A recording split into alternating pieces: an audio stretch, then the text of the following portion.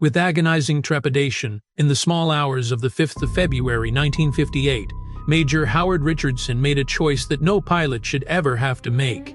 His bomber was failing around him. An engine was dangling from the wing, his fuel tanks were torn open, and the aircraft had already fallen 18,000 feet through the dark before he managed to catch it and level off.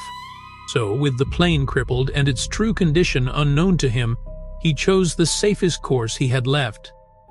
He jettisoned his cargo into the waters near Savannah rather than carry it down onto the runway at Hunter Air Force Base and gamble it on the landing. Then he brought the aircraft in, and he set every man aboard down alive. The cargo: a 3.5-ton hydrogen bomb, a Mark 15, a thermonuclear weapon carrying enough high explosive and nuclear fuel to wipe a city off the map. The Navy went looking for it. For nearly 3 months, they searched the Sound with divers and dragged the bottom with cables, and they never found a trace of it. And the strangest part of this story is not that the United States lost a hydrogen bomb off its own shore and never got it back. It is that the men who built it and the men who lost it have never agreed on what was inside it. 68 years later, the last known position of that bomb is a stretch of dark water in Wassaw Sound, off the coast of Georgia, where Major Richardson let it go in the small hours of the 5th of February, 1958. Location: unknown.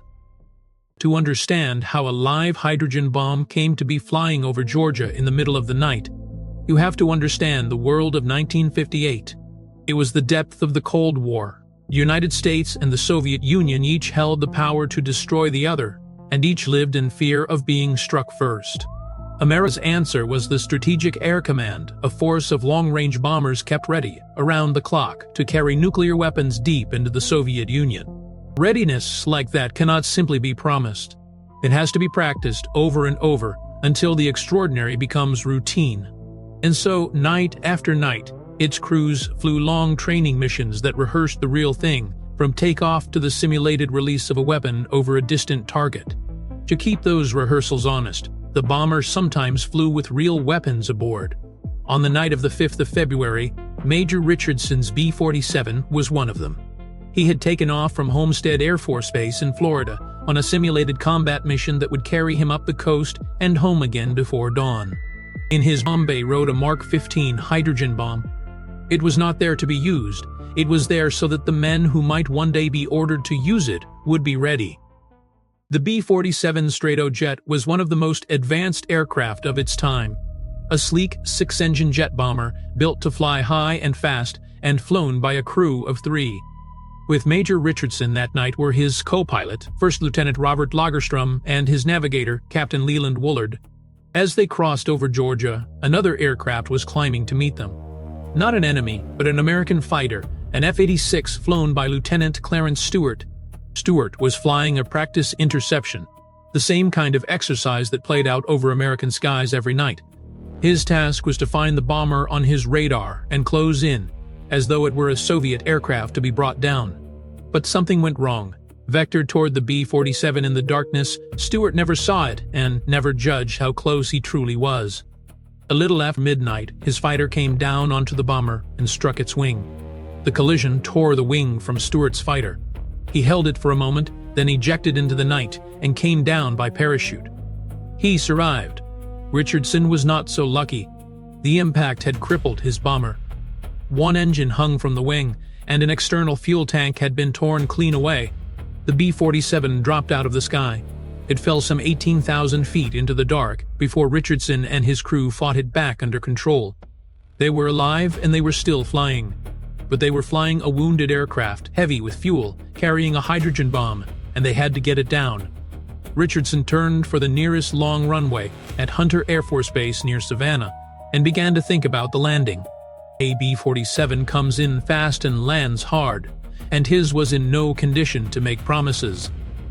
A bad landing could set off the high explosive packed around the bomb, so he asked for permission and was given it to put the weapon into the sea before he came in.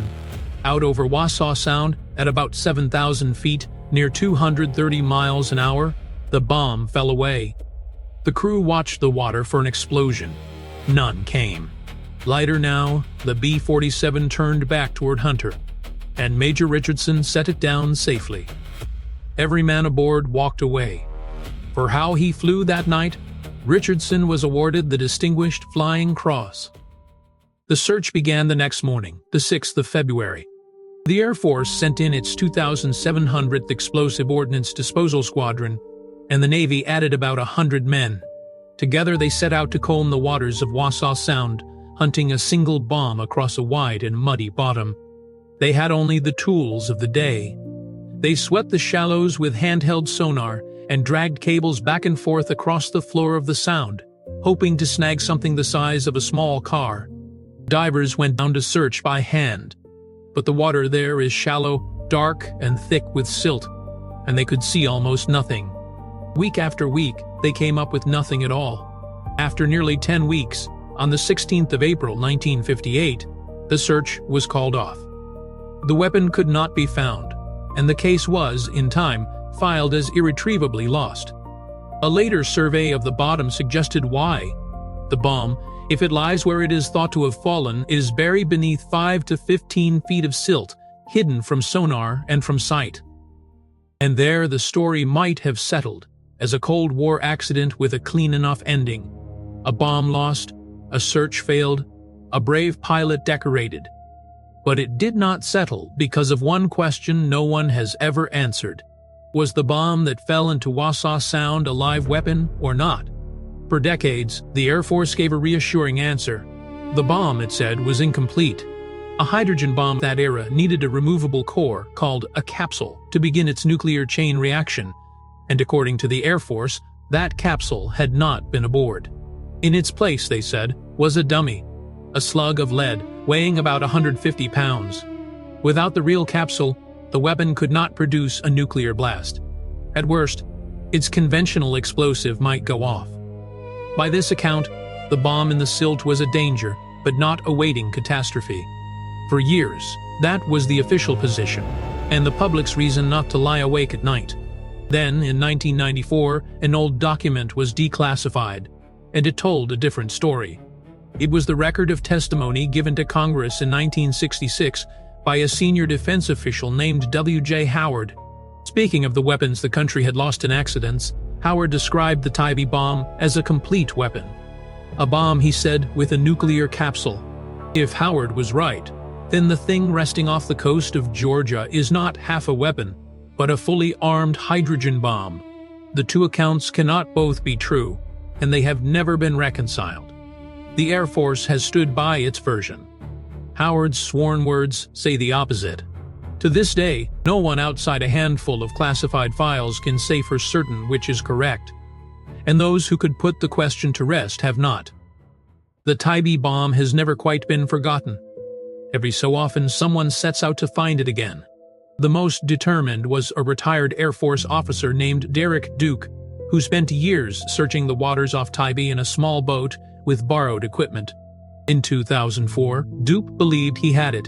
In one stretch of water, about a mile offshore, his instruments read radiation 7 to 10 times higher than the seabed around it.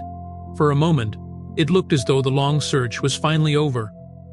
The government sent a team of its own, but when they examined the site, there was no bomb.